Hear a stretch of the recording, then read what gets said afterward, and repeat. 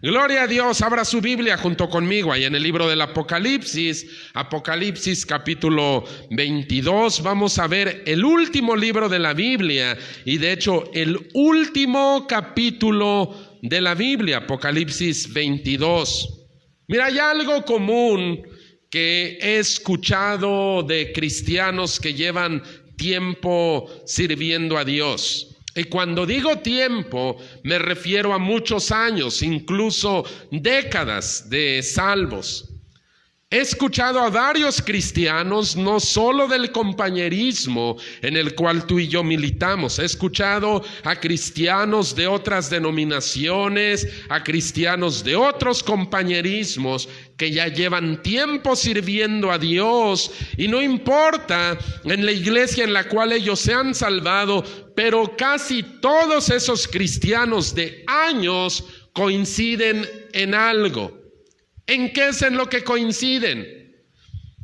Que cuando ellos iniciaron su caminar con Cristo, había una verdad que era constante en las predicaciones. ¿Cuál era ese tema? La segunda venida de Cristo. Para ellos, para esos cristianos de hace años, te estoy hablando de 2, 3 décadas, la venida de Cristo era algo real y era algo que podía ocurrir en cualquier momento.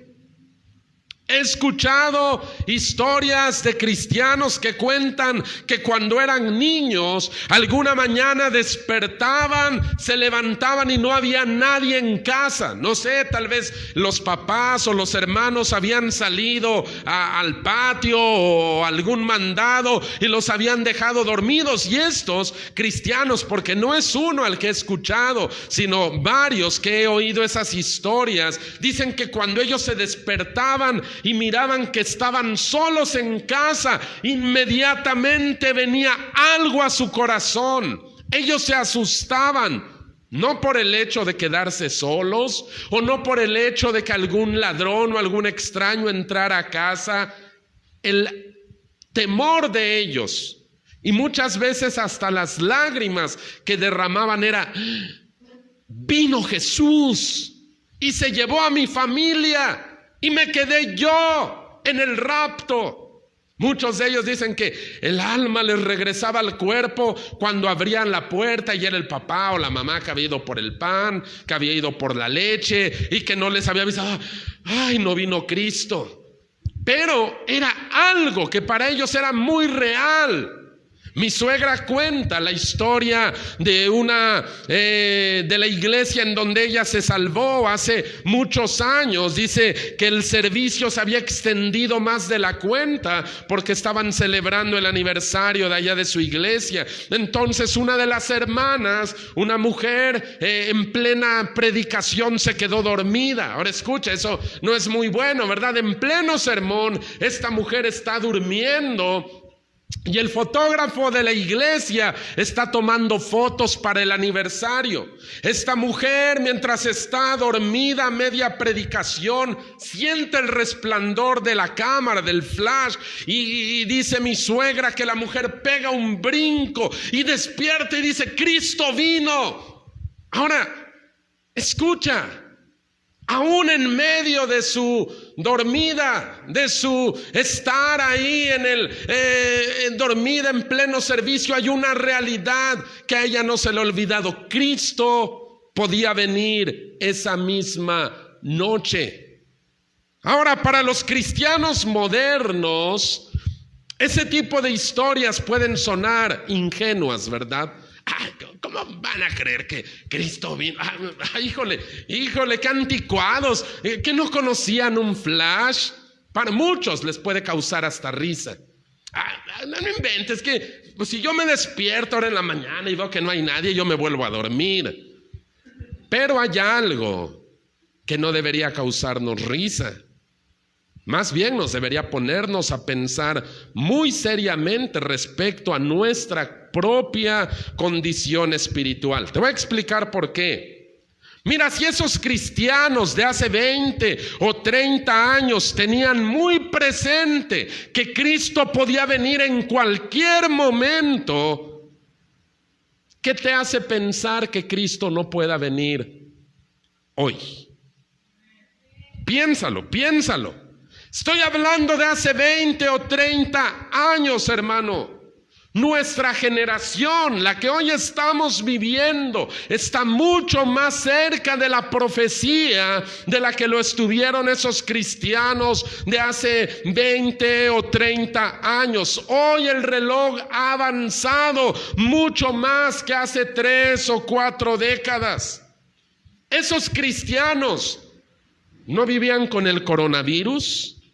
No vivían con el terror de la guerra nuclear o de la guerra bacteriológica.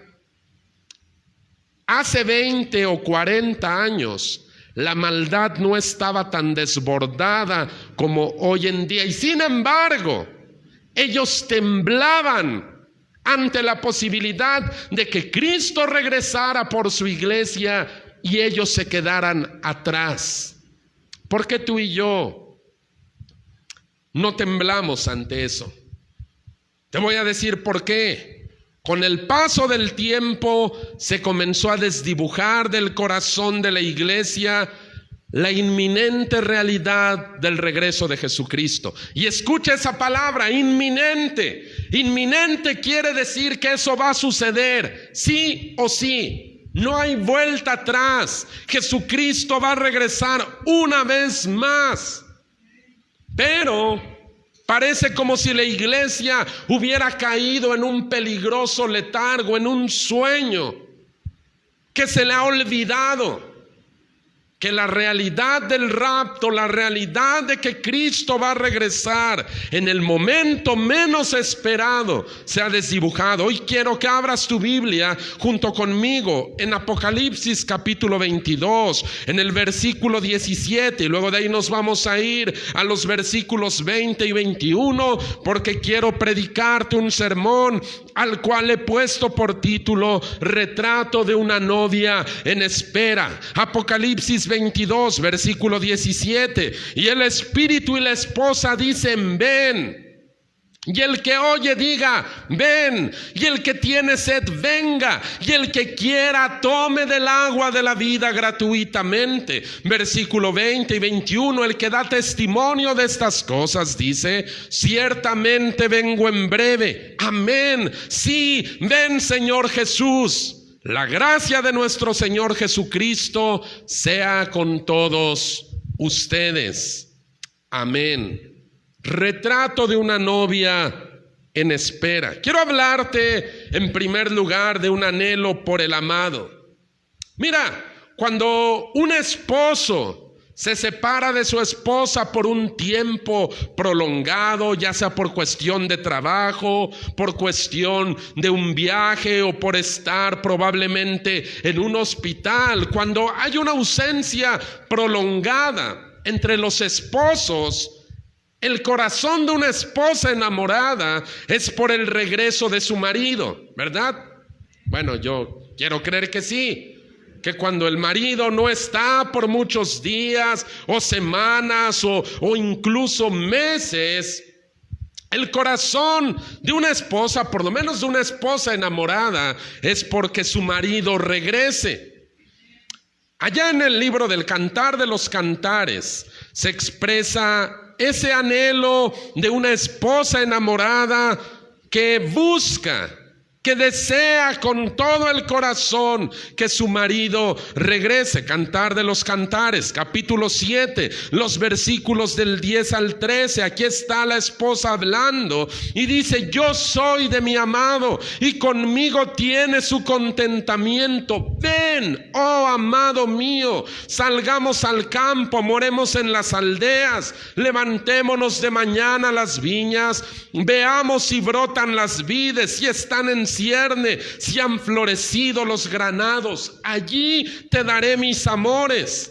Versículo 13, las mandrágoras han dado olor y a nuestras puertas hay toda suerte de dulces frutas, nuevas y añejas, que para ti, oh amado mío, he guardado. Ahora, Cantar de los Cantares es un canto de amor, pero este es el canto de una esposa que anhela el regreso de su esposo. ¿Por qué? Esta esposa sabe a quién le pertenece. Dice, yo soy de mi amado. Ella sabe a quién le pertenece su corazón. Yo soy de mi amado, y su corazón clama, ven, oh amado mío. Pero no solo desea su regreso, ella ha estado esperándolo. Ha preparado un banquete, frutos, para que cuando su marido regrese junto a ella, ambos se regocijen. Las mandrágoras han dado olor, y a nuestras puertas hay toda suerte de dulces frutas, nuevas y añejas, que para ti, oh amado mío, he guardado. Ese es el corazón de una esposa enamorada. Desea que su marido regrese. Mira, el corazón de la iglesia, hermano, debería esperar con anhelo el regreso de su Salvador, como el de esa esposa que tiene mucho que no ve a su marido y desea volver a verlo. Allá en Tito capítulo 2, el apóstol Pablo le está escribiendo a uno de sus discípulos, y en Tito capítulo 2, en los versículos del 11 al 13, el apóstol escribe esto: porque la gracia de Dios se ha manifestado para salvación a todos los hombres.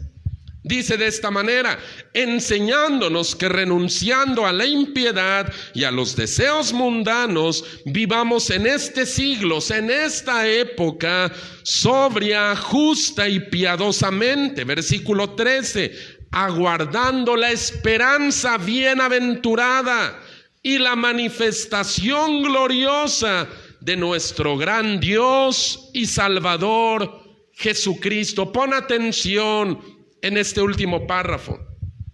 Aguardando la esperanza bienaventurada, en donde se va a manifestar nuestro Dios y nuestro Salvador Jesucristo.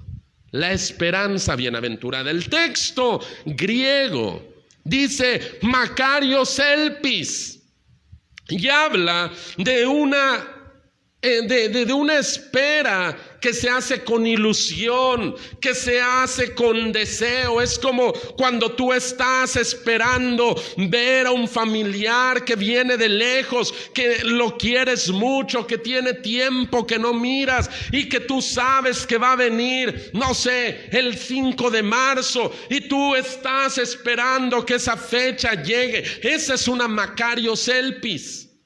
Eso es una esperanza feliz, con anhelo, con deseo. Pablo dice, nosotros estamos esperando, deseando con anhelo que Jesucristo vuelva por su iglesia. En nuestro texto principal de esta noche de Apocalipsis 22:17, el clamor de la iglesia es este: ven Señor Jesús.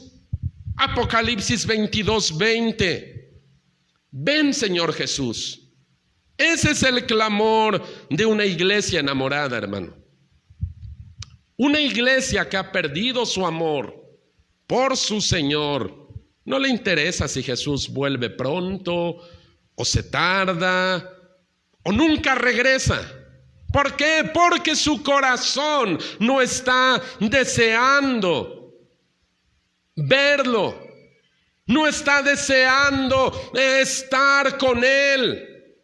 Una iglesia que ha perdido su amor se puede ocupar de muchas cosas, se puede ocupar de las cosas de este mundo, se puede afanar en hacer grandes avances en las cosas de este mundo, pero su corazón no va a estar con ese clamor: ven Señor Jesús. Mira, la esposa del Cantar de los Cantares, el libro que leímos hace rato, ella estaba tan atenta escuchando los pasos. Sus oídos se habían afinado para escuchar los pasos de su amado. Ella miraba las señales de los tiempos, de que le indicaban que su marido iba a regresar. Regresa conmigo al Cantar de los Cantares, capítulo 2, versículos del 8 al 12, y mira cómo es el corazón de una esposa enamorada, que ella pone atención en todas las señales a su alrededor. Mi esposo viene, mi amado viene. Cantar 2 del 8 al 12, mira lo que dice en esta noche, la voz de mi amado. Hoy está escuchando esta voz, la voz de mi amado. He aquí él viene, saltando sobre los montes, brincando sobre los collados. Mi amado es semejante al corzo o al cervatillo. Helo aquí, está tras nuestra pared, mirando por las ventanas, atisbando por las celosías. Mi amado habló y me dijo: levántate, oh amiga mía, hermosa mía, y ven, porque aquí ha pasado el invierno, se ha mudado, la lluvia se fue, se han mostrado las flores en la tierra, el tiempo de la canción ha venido, y en nuestro país se ha oído la voz de la tórtola. Versículo 13, la higuera ha echado sus higos, y las vides en cierne dieron olor. Levántate, oh amiga mía, hermosa mía, y ven. Y esta es una figura del encuentro de Cristo con su iglesia. Dice: el tiempo de la canción ha llegado. Tal vez hubo tiempos de lamento, tal vez hubo tiempos de dificultad mientras la iglesia estaba en este mundo, tal vez hubo tiempos de persecución, de tribulación, pero el esposo le dice a la esposa: el invierno ha pasado y el tiempo de la canción ha llegado. Ven, levántate. Hoy la esposa pone toda su atención a eso. Dice: miren, lo he escuchado, su voz. Porque ese es el corazón de una esposa enamorada. Y ese debería ser el corazón de una iglesia enamorada. Pero quiero hablarte en segundo lugar acerca de corazones distraídos. Porque hay un problema aquí, hermano. Si no nos ponemos atentos, si como iglesia seguimos durmiendo, pensando que la segunda venida de Cristo es algo como, no sé, de otros tiempos, una doctrina extraña, algo de lo que ya no se hable. Pastor, háblenos de otra cosa, háblenos de cómo podemos triunfar en los negocios, háblenos de cómo podemos tener una mejor imagen de nosotros mismos, háblenos de cosas bonitas, de bendiciones, de todo esto. Pero si nos desenfocamos y no miramos que Cristo está a punto de venir, que como te decía hace un momento, el reloj de la profecía ha avanzado más que hace 30 o 40 años. Si no nos ponemos atentos, hermanos, podemos perdernos el evento más grande de la historia de la iglesia. ¿Cuál es ese? El encuentro de Jesús con los creyentes. Un evento que todos los cristianos desde hace 20 siglos han estado esperando. Si tú y yo no nos ponemos las pilas, puede ser que nos lo perdamos, porque Cristo va a venir. Lo creamos o no lo creamos, nos guste o no nos guste esa doctrina, Jesucristo va a regresar. Y si no estamos preparados, podemos tener una experiencia muy amarga. Allá en el libro de Mateo capítulo 25, el Señor Jesús cuenta una historia que no se nos debería olvidar nunca. Mateo capítulo 25, versículos del 1 al 13. Quiero que me acompañes a conocer esta historia y quiero que pongas mucha atención en lo que dice la palabra de Dios hoy. Mateo 25, versículos 1 al 13. En el futuro, el reino de los cielos será semejante a 10 vírgenes que tomando sus lámparas salieron a recibir al esposo. 5 de ellas eran prudentes y 5 insensatas. Las insensatas, tomando sus lámparas, no tomaron consigo aceite, mas las prudentes tomaron aceite en sus vasijas juntamente con sus lámparas. Versículo 5: y tardándose el esposo, cabecearon todas y se durmieron.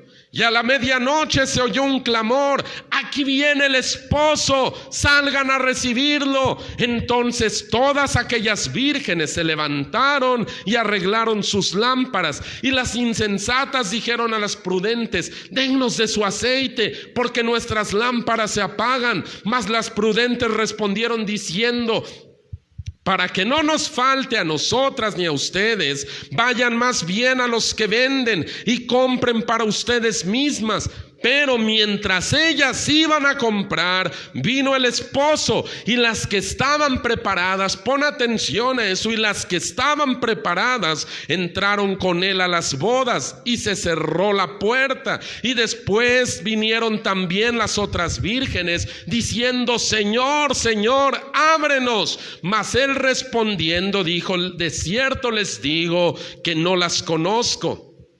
Y al último el Señor da una advertencia: velen, porque no saben el día ni la hora en que el Hijo del Hombre ha de venir. No es una cosa que esté desconectada de este tema. Las vírgenes de las cuales está hablando la parábola, te voy a explicar para que entendamos un poco mejor este contexto. Las vírgenes de las que habla esta parábola son lo que hoy en día conoceríamos como damas de honor. Ya sabes, esas mujeres que acompañan a una novia en el día de su boda. Lo que nosotros conocemos como las damas de honor, en el tiempo de Jesús, entre los judíos se estilaba esto: un grupo de muchachas, generalmente amigas de la novia o familiares de ella, la acompañaban a ella y al novio al lugar a donde se iba a celebrar la fiesta. Ahora, la tradición era que estas mujeres, las damas de honor, llevaran unas antorchas encendidas.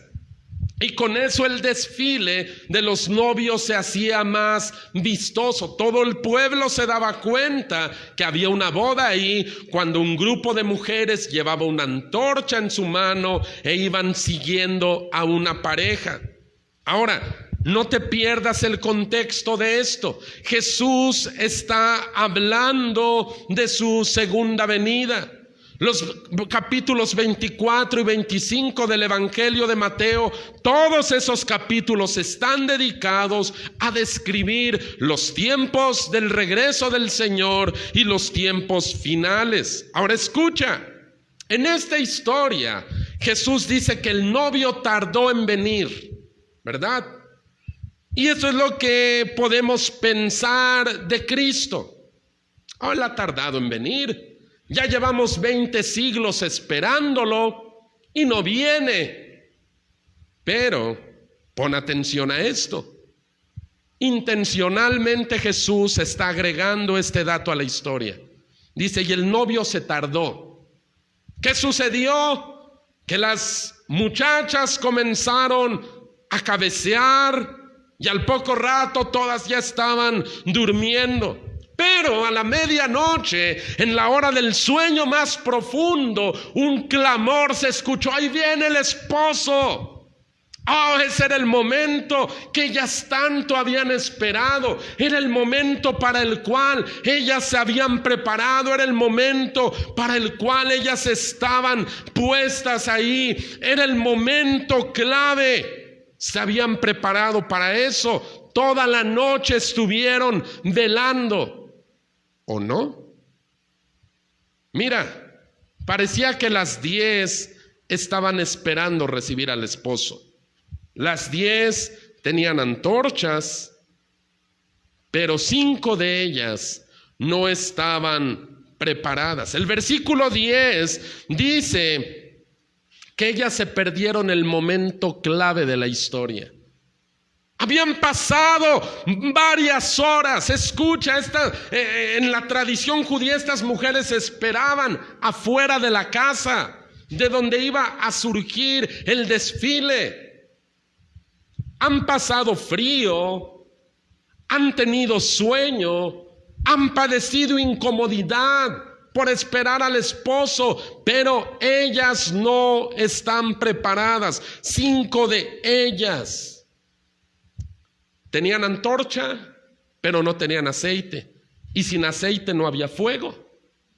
Entonces, cuando el esposo viene, el versículo 10 es clave, pero mientras ellas iban a comprar, vino el esposo, y las que estaban preparadas entraron con él a las bodas y cerraron la puerta. Ahora escucha, hermano. Van las mujeres estas a traer el aceite, y cuando llegan al lugar de la fiesta ven un panorama muy triste. La puerta está cerrada y comienzan a tocar: ábrenos, Señor, ábrenos. Y desde dentro se oye una voz: ni las conozco. Esto es grave, y esto suele suceder. Me acuerdo que hace algunos años llevé mi carro a la verificación. Ya sabes que hay que ponerle ahí unos engomados, una calcomanía de que tu coche no contamina. Resulta que no sé por qué, azares de las cosas, dejé eso para el último día. A mí casi no me pasa eso, pero total que esa vez sí me pasó. Y el último día que tenía para verificar, dije: tengo que llevar el coche a la verificación. Entonces se me ocurrió una brillante idea. Dije: bueno, mañana es el último día, pues ni hablar, me voy a tener que ir a formar, pero para acabar pronto voy a llevar mi coche desde la noche anterior para que al otro día sea el primerito en llegar. Bueno, tú sabes, estamos en México y los buenos mexicanos dejan todo al último. No era el único al que se le había ocurrido la idea. Llegué como a las 8 de la noche y delante de mí ya había como 20 carros formados. Me formé y detrás de mí se comenzó a hacer una fila enorme de varios kilómetros de coches esperando hasta el último día para verificar. Yo dije: bueno, está bien, sabía a la que me tenía que enfrentar. Resulta que si no verificaba ese día, me haría acreedor a una muy buena multa. Y yo dije: no quiero pagar esa muy buena multa. Así es que, ¿qué voy a hacer? Voy a quedarme aquí toda la noche velando junto con estos otros choferes despistados igual que yo, y vamos a ver qué pasa. Así pasamos toda una noche incómoda, cada quien en su coche. No puedes dormir, no puedes comer, no puedes ir al baño, no puedes nada, toda la noche. Eso me pasa por dejarlo a la última vez. Ahí aprendí, y ahora sí, tú puedes ver, nada dejo yo al último. Al otro día llegaron los del verificentro y vieron el filononón que llevaba kilómetros, y estos dijeron: bueno, vamos a atender por ficha, vamos a repartir fichas de hasta donde llegue. No me acuerdo, creo que dijeron que eran 70, 80 fichas, algo así, no me acuerdo del número exacto. Dice: nosotros no nos vamos a quedar horas extras, no nos pagan las horas extras, sí, hasta donde lleguemos con las fichas, hasta que se cumpla tal hora. Después de eso no atendemos más. Ahora nadie protestó, porque habíamos tenido 2 meses enteritos para verificar. Ya lo que nos interesaba era que nos dieran la ficha y que verificaran. Esto lo comenzó a anunciar esa gente como por ahí de las 8 de la mañana. Preparen sus papeles, sus copias, y vamos a pasar repartiendo fichas así como van formados. Bueno, pues yo ya era tarde, yo tenía sueño, tenía frío, tenía hambre, tenía ganas de ir al baño, tenía de todo, pero dije: ya a las 9 comienzan a atender, voy a esperar aquí mi ficha. Saqué mis papeles y pasaron a repartir las fichas. Pero me acuerdo que adelante de mi coche había, no sé, como unos 3, 4 coches adelante. Era de una pareja de viejitos. Una pareja de viejitos que yo los vi que habían estado toda la noche metidos en su coche y habían pasado toda la noche en vela. Resulta que cuando va el del verificentro repartiendo las fichas, los viejitos no están en el carro. Y comienza a preguntar: ¿de quién es este coche? No, pues unos señores. ¿Dónde están? No, quién sabe. Y nadie supo. Entonces dijo: bueno, no están, nos los saltamos. Y siguieron repartiendo fichas. Como a la media hora vienen los viejitos con su torta de tamal, su atole, y vienen y alguien les dice: señor, acaban de repartieron fichas hace un rato y nomás van a atender con ficha. Y corre el señor a ver al del verificentro y le dice: oiga, me da una ficha, mi coche es ese. Y dice: ya se me acabaron las fichas. Y el viejito se puso como de 100 colores y se enojó y empezó a patalear, y después le dieron ganas como de llorar, y después le dije: es que yo estuve toda la noche aquí esperando, este es mi coche. Sí, señor, pero no estaba. A la hora yo ya repartí fichas. Véngase mañana, pero le toca multa. Oh, cuando yo vi eso dije: pobres señores. Aguantaron toda la incomodidad de la noche anterior, pero se perdieron el momento clave por no estar preparados. Imagínate si eso sucede en un verificentro, hermano.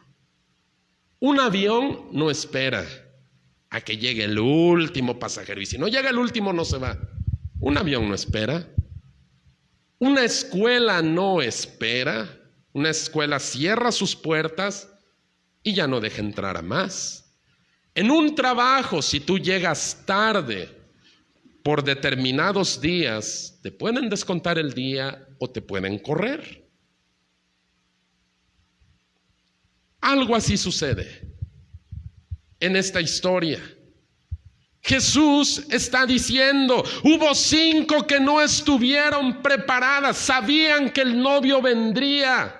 Sabían, ellas tenían el conocimiento, pero no se prepararon. Ahora, tú y yo podemos saber que Jesucristo viene.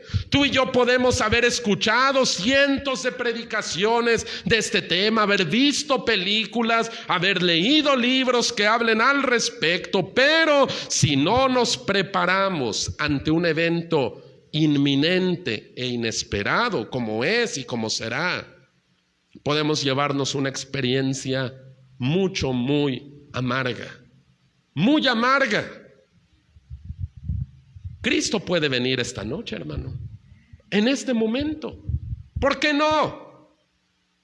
Cristo puede venir ahorita, puede venir mañana, antes del almuerzo. ¿Por qué no? ¿Quién te dice que no puede venir? Dijo Jesús que el tiempo de su regreso sería como en los días de Noé.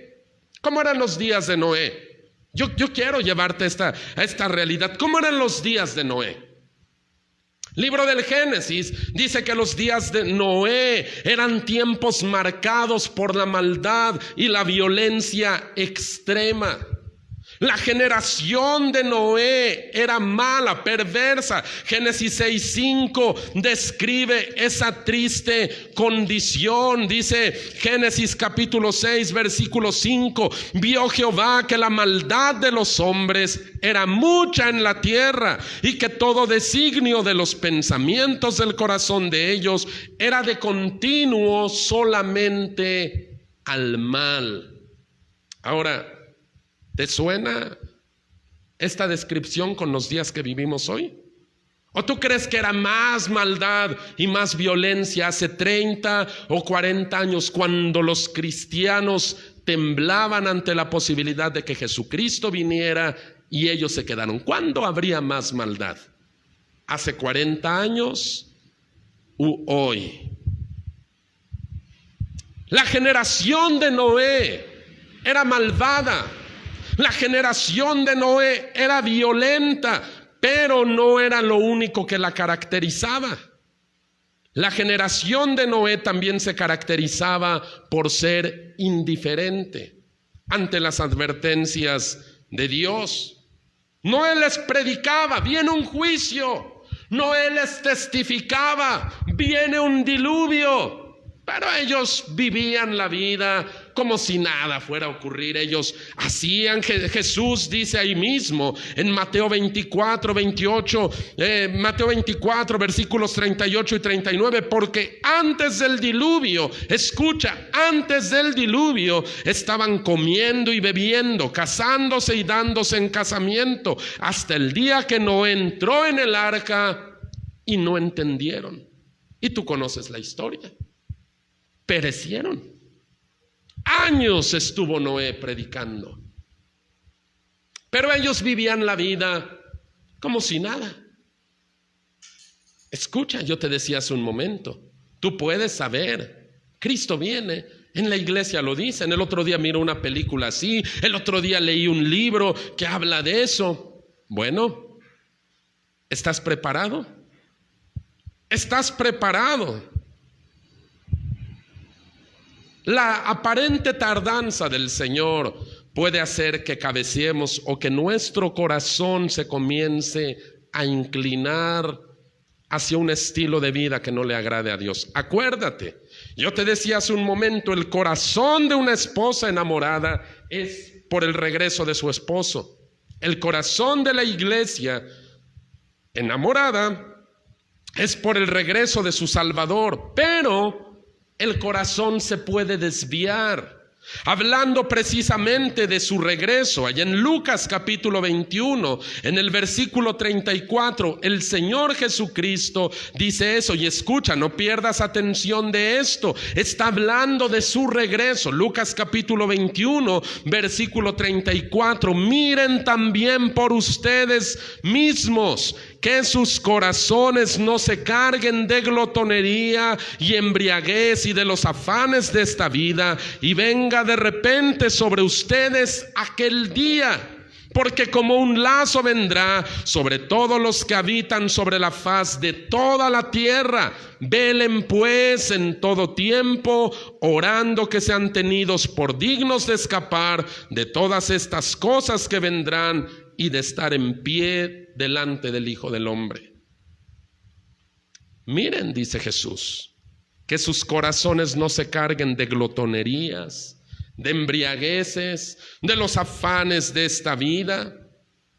El mundo, el pecado, pueden atraernos a estilos de vida pecaminosos, mundanos. Podemos tener el conocimiento, oh sí, Jesús viene, sí, pero el corazón puede estar mirando para otros lados. Esa es la parte que se ha desdibujado en un amplio sector de la cristiandad.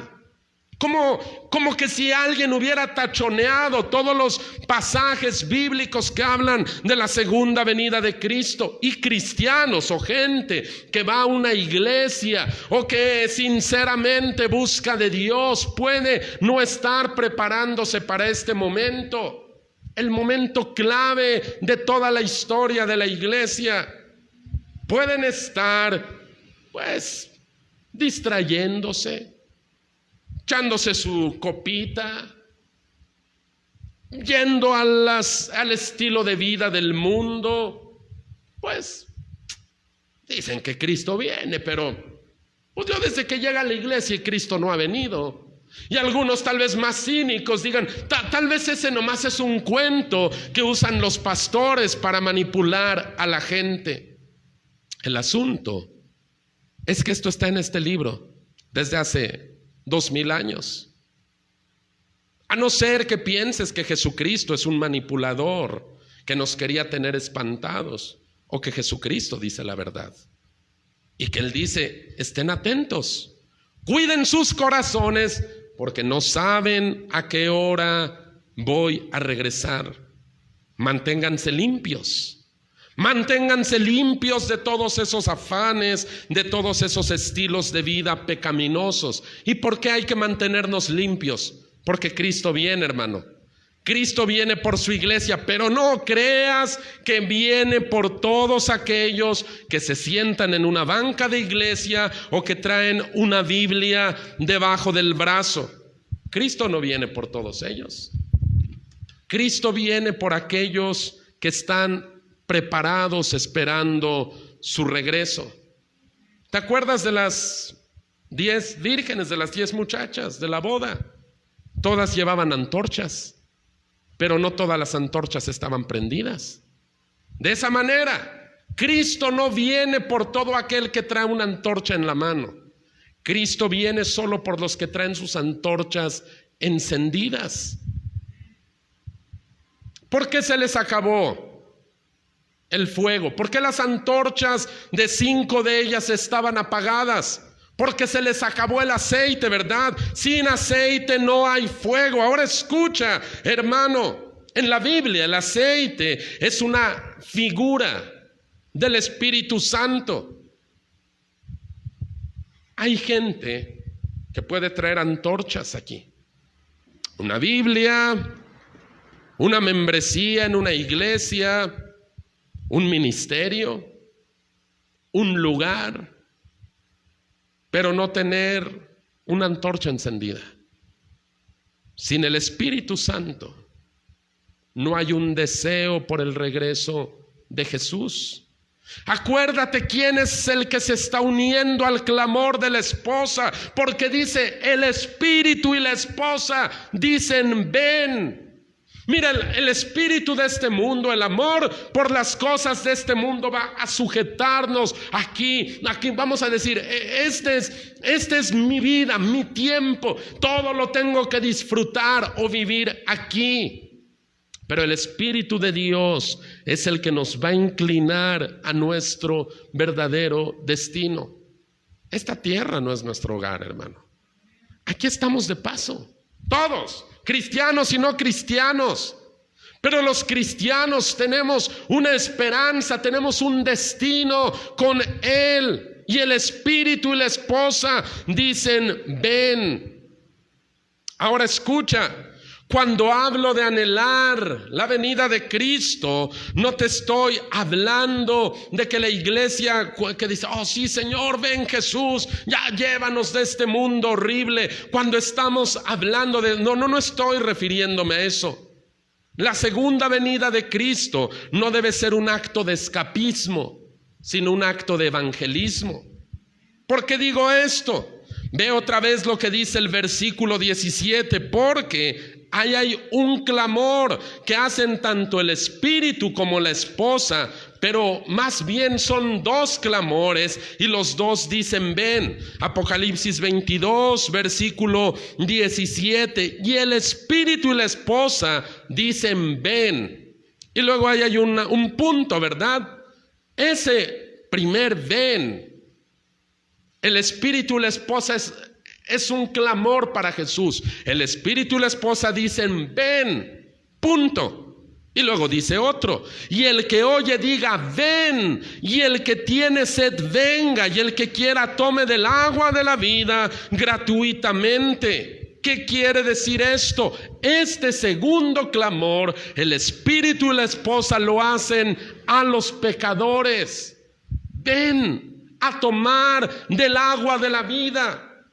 Ahora escucha, hay cristianos que piensan que cuando hablamos del Apocalipsis o hablamos de puras fatalidades o de puras cosas malas, mira, en el mundo también no hay mucha ayuda, ¿verdad? En el mundo la gente puede creer esas profecías falsas de Nostradamus. Es que Nostradamus dijo que iba a venir y quién sabe qué cosa. Los mayas dijeron tal tontería, y eso lo creen.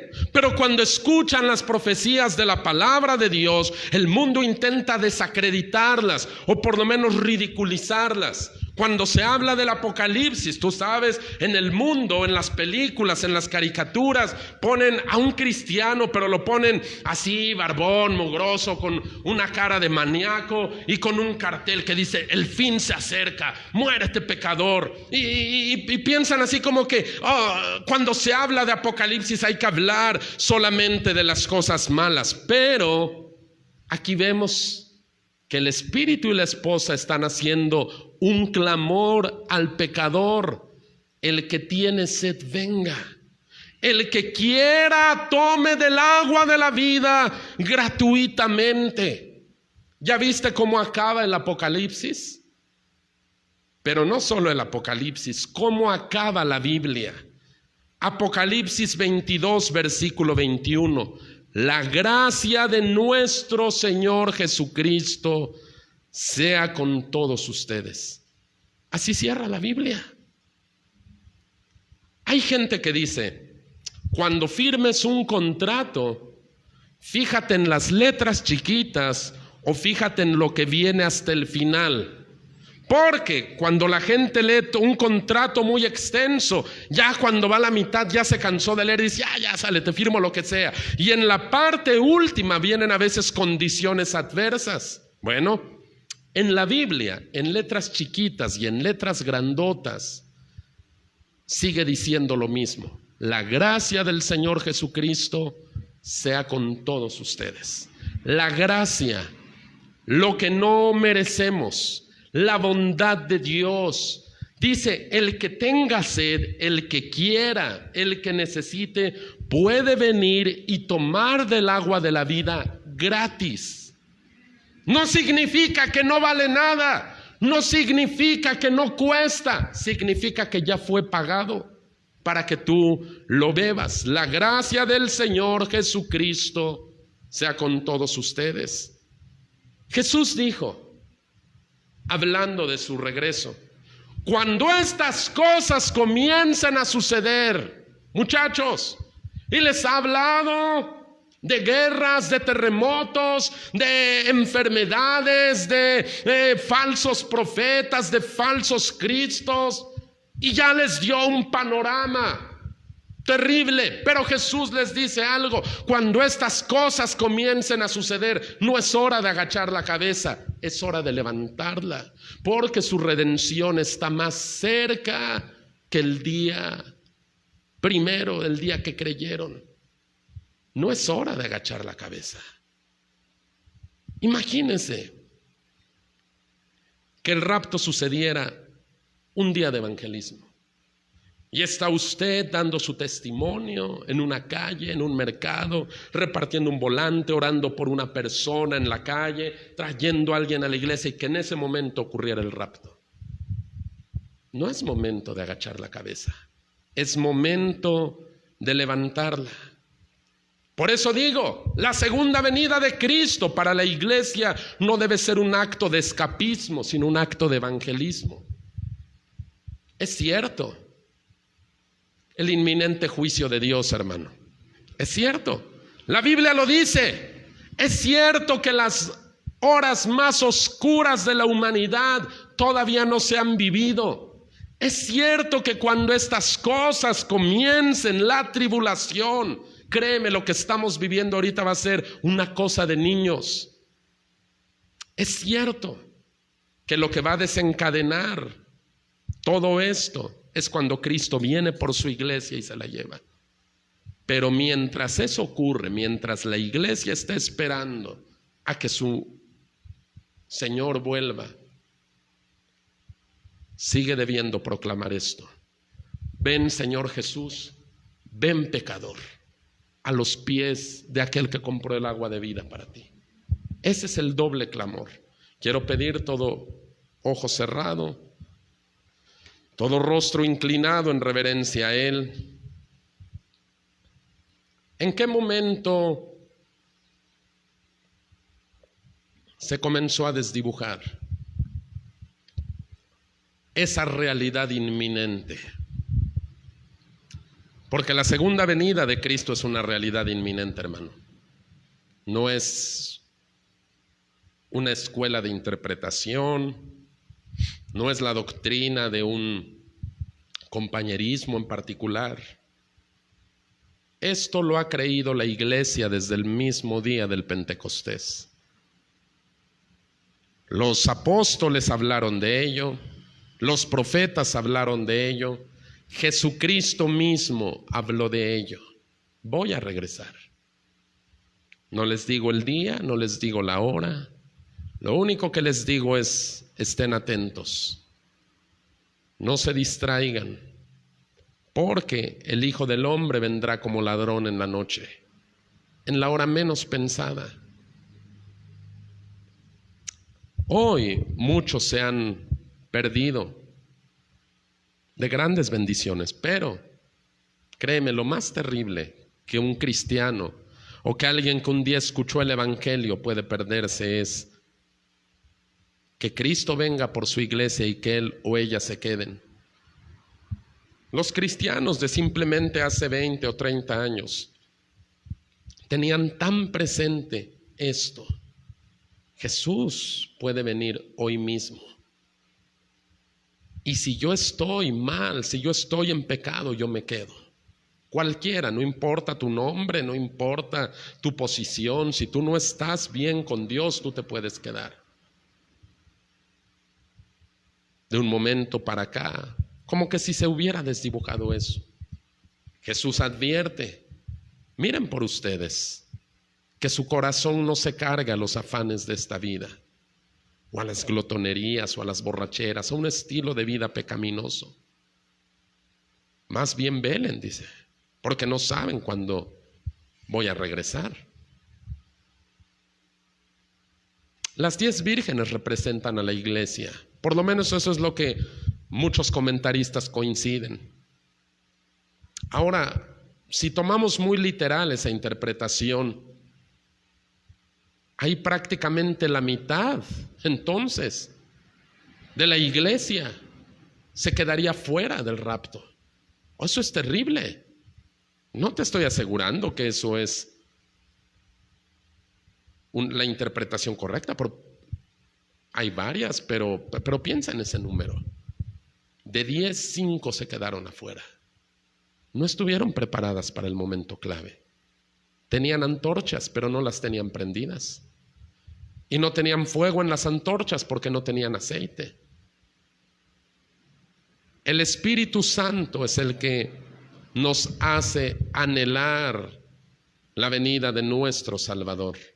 Pero también el Espíritu Santo es el que nos hace valientes, denodados, para decirle al pecador: ven, acércate, toma del agua de la vida, es gratis. La Biblia cierra con estas palabras, la profecía cierra con estas palabras: la gracia de nuestro Señor Jesucristo sea con todos ustedes. La puerta de la gracia sigue abierta. Si tú en esta hora sabes que no estás bien delante de Dios, y si Jesús viniera esta noche, ¿estarías preparado? ¿Estarías preparada? Si Cristo viniera hoy. Hoy es un momento para reflexionar en esta verdad inminente. Y mientras usted, iglesia, ora ahí en su corazón, y si tiene algo de que arrepentirse en este momento, es la hora. Yo quiero hacer una invitación a personas que estén en este lugar o que nos estén escuchando ahí por medio de internet, o personas que estén aquí afuera del local, que tú no tienes a Cristo en tu corazón. Lo que acabo de hablar es una realidad. Jesucristo viene, y después de que Cristo arrebate a la iglesia, el juicio de Dios sobre este mundo se va a soltar. La ira de Dios, los juicios de Dios van a soltarse sobre una humanidad que ha sido como la generación de Noé, malvada, violenta y al mismo tiempo indiferente ante la misericordia de Dios. Pero tal vez hoy el Espíritu Santo te ha hablado y tú has sentido esa convicción en tu corazón y dices: oh sí, yo reconozco que soy pecador, reconozco que estoy mal, reconozco que no estoy bien delante de Dios. Bueno, la invitación sigue siendo la misma. Ven al agua de la vida y toma gratuitamente. Cristo la pagó por ti. Tú no tienes ya que hacer nada, solamente beberla y beneficiarte de ella. El precio está pagado. Si tú eres esa persona, ahí en donde estás, levanta tu mano y déjame orar por ti, guiarte en esta oración. Repite estas palabras, pero repítelas con fe. Esa es la única condición. Esto es algo muy serio y muy santo.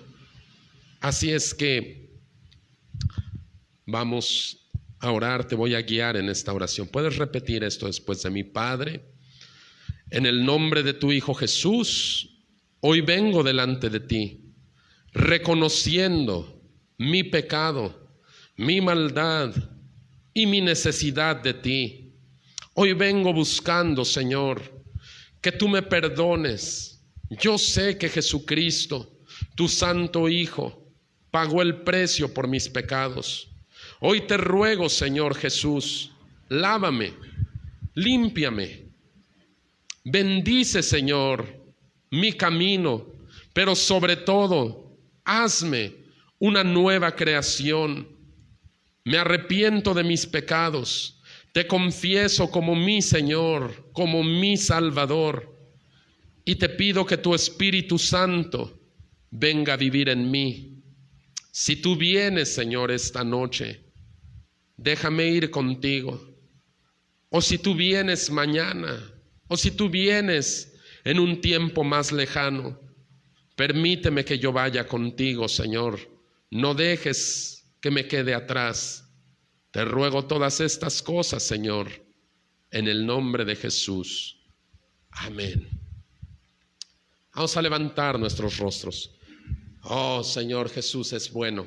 Así es que, si usted ha hecho esta oración, quédese libre, guarde el depósito de su fe, guarde su salvación, viva para Dios. Iglesia, esto que acabo de hablar hoy es muy serio, muy serio. Usted puede creerlo o también puede elegir no creerlo, pero mi deber es predicárselo, porque la realidad de Jesucristo y su regreso es inminente. Así es que no agachemos la cabeza, no nos atemoricemos, al contrario, levantemos la cabeza y démosle las gracias a Dios porque Él viene.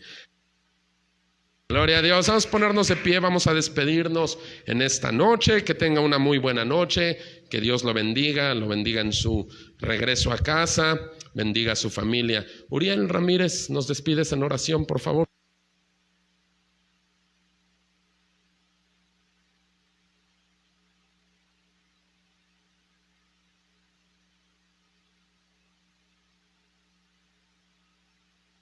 Bien, que Dios le bendiga.